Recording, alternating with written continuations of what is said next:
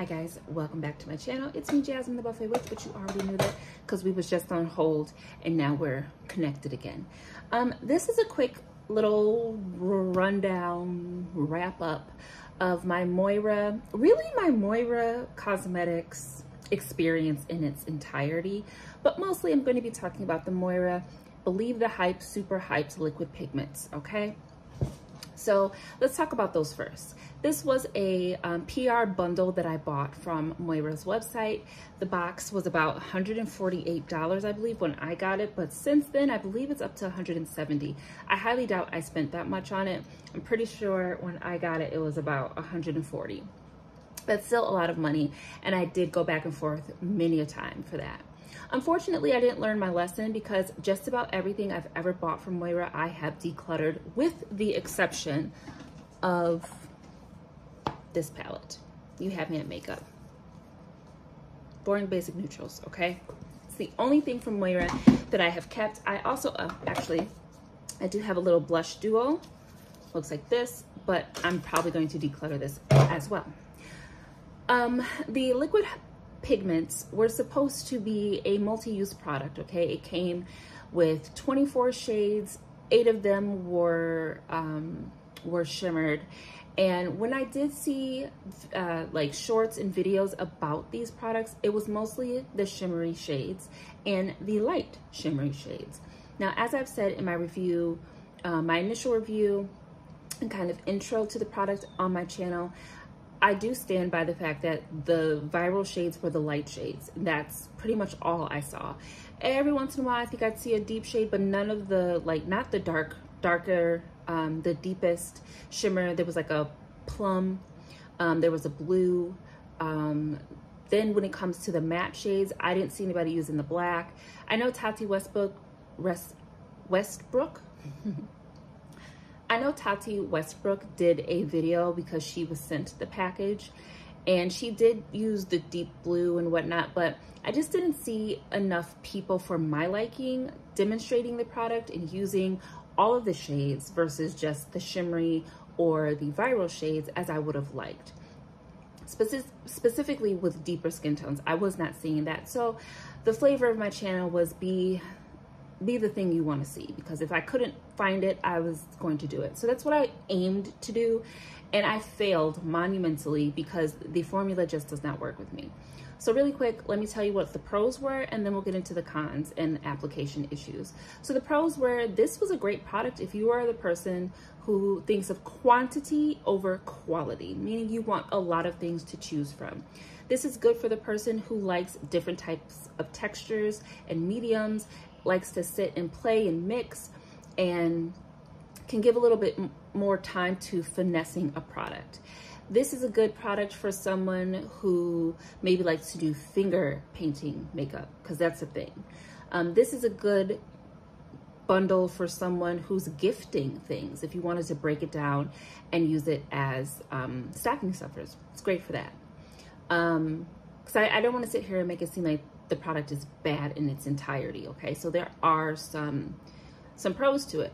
Another pro, the shimmers are very beautiful. It makes sense that the shimmers were the viral ones, but I have a problem with the lighter shades only being the viral ones because you didn't just get light shimmers. You got medium and deep shimmers as well. I wish I still had them to show you, but I do not. I have since given them to my sister to see if she likes them.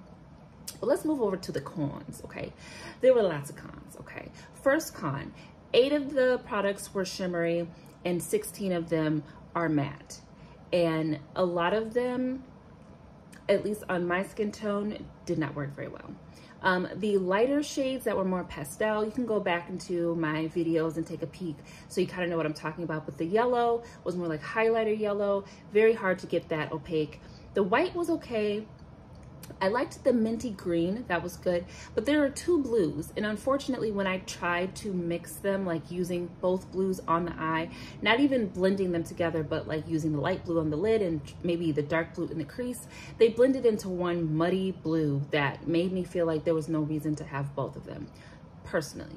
So you have to take all this with a grain of salt of a person who is a deeper skin tone with an olive golden undertone, with normal skin on my eyes, but an oily combo skin type. All right, I'm also a person who likes a lot of stuff on my eyes, and I want my makeup to look finished, okay? So another con was when applying these, if you're mixing one, or if you're doing a look and you're using 2 or 3 shades, again, not mixing them together to make one shade, but using one on the lid, one in the crease, one as the brow bone, you can cause a lot of heaviness, a lot of crepiness, tugging, pulling. The product will dry, and then you need to apply more because you may not like the opacity, and it causes gathering or like a bald spot when you're manipulating it, because you also had to think about how are you manipulating it? What type of brush? Are you tapping it down? Or are you swiping? Are you applying just 1 layer, 2 layers, 3 layers? Are you topping it with a shimmer? Those things came into play, and the formula was just very, very wonky. I did run through a few different primers to see which was the best. At the end of it, I decided that using them on bare skin was the best method. But for me, the reason I was not able to continue using them, and the reason that I didn't post any of my videos, is because it caused extreme dryness on extreme dryness on my lids. My lids were so crepey, so dry, so tight and itchy. I needed at least a week and a half of like extreme hydration and just leaving my eyelids alone to get them back to normal. Now, I don't think that this is a bad formula. It just was too drying for my delicate skin on my eyeballs, which I did not think that I had. When I used the product with primers, and I used 3 different primers, I found that they worked. It depended on which primer I was using, and then the application, and what I was trying to achieve with my look. So I used the Juvia's Place I Prep I Prime. I use that with everything. I used the Too Faced Urban Decay Primer Potion. I always mix those 2 up. And I also used the Essence Prime Like a Boss, okay? Essence was more slippy. It has shea butter in it. It's not a silicone base, but that's the feel, okay? The Urban Decay is more of a lotion-based primer, no color. And it just kind of went on, dried down a little bit, and you didn't feel anything. Juvia's Place is a more opaque primer. It will dry down to a semi-powdered finish, and it's a really good canvas for just about everything I've ever tried. I do enjoy the Moira's on top of all those primers, but the manipulation was very important. How I was using it, what brush I was using it with, and again, what was I trying to achieve? If I used the products just as bases, they weren't too bad. Meaning I'm gonna put something on top of them. And when I go back to the shimmers, they are viral because they fixed the errors of the mattes. And I don't always want to have to fix something with something else. Sometimes I want a matte look, and these came off as if they were a multi-use product, meaning you can use them with things or by themselves. I personally would say for my specific, okay, again, this is my personal preference for my routine. For my makeup style, using them on their own was not an option. Now, right now, I have on the Fluid Eye Paints from About Face. That's it. And then I'm using my Moira Activated Waterliners, okay? I don't feel like I needed eyeshadow. I wanted to put eyeshadow on it because I'm extra, but I don't feel like I need to. This look felt done to me, so I was happy. When I used the Moira, I never felt like it was done. I always had to put powder on top. Now, there were times when I was testing it, I would do one eye and I would put powder on top of the product. On the second eye, because I knew what I was doing and what the look was supposed to look like, I didn't need powder, but I would have to use extra product. Another pro in that case is the dry down. You have to make sure that it's dry before you move your eye or you're looking around. If you have hooded eyes, is it gonna bleed into your crease? Is it gonna transfer onto the top of your lid? This, that, the other. There were just so many questions. Every time I got it to work one way, I had 5 more questions to answer. And the last pro is that for a person like me who likes a large collection, who likes different mediums, and like I like aqua liners, I like this kind of paint type product, I like liquid shadows, I like cream shadows, putties. If you like different textures, I would say this is worth a try after extensively going through all of the swatches, looking at these and figuring out what colors would actually have a home in your collection. But if you are not the kind of person that is used to using different mediums, I would not recommend this, because you're gonna have a really hard time figuring out how this formula will play with the rest of your makeup. It was a lot of brain power, and that can be a good thing. Like, I liked that it challenged me. I don't like that I failed, but I like that it challenged me, you know?